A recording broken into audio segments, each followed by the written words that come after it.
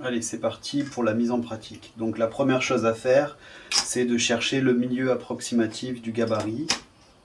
Là, ici, j'ai approximativement 12.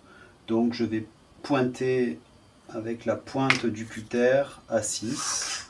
J'aurais pu utiliser également la laine ronde pour faire exactement la même chose. Donc je pointe bien à cet endroit-là.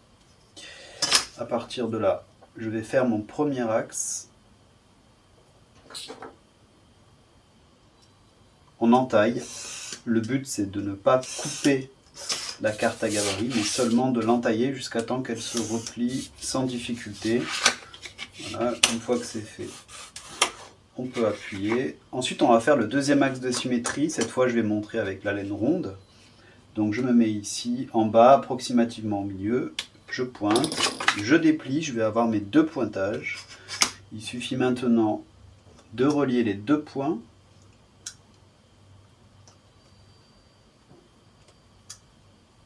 Voilà, on fait attention de bien passer par les trous, par les pointages.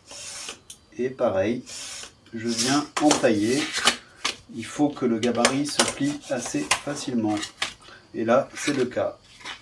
Donc là, mes deux axes sont parfaitement symétriques. Donc c'est vraiment la première étape. Avoir une pièce qui soit bien symétrique, c'est très important. On peut vérifier, voir la symétrie, c'est de prendre la laine ronde, pointer dans l'axe et regarder si on tombe dans l'axe de l'autre côté. Là, on est bon. Je peux vérifier avec le deuxième côté. Je pointe dans l'axe, je vérifie derrière et je tombe dedans. Il faut être précis, il faut vraiment tomber dans l'axe. Si on ne tombe pas dans l'axe, c'est pas la peine d'aller plus loin dans la fabrication du gabarit.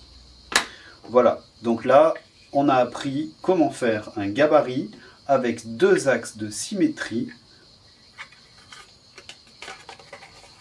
tout à fait basique. À bientôt pour la suite.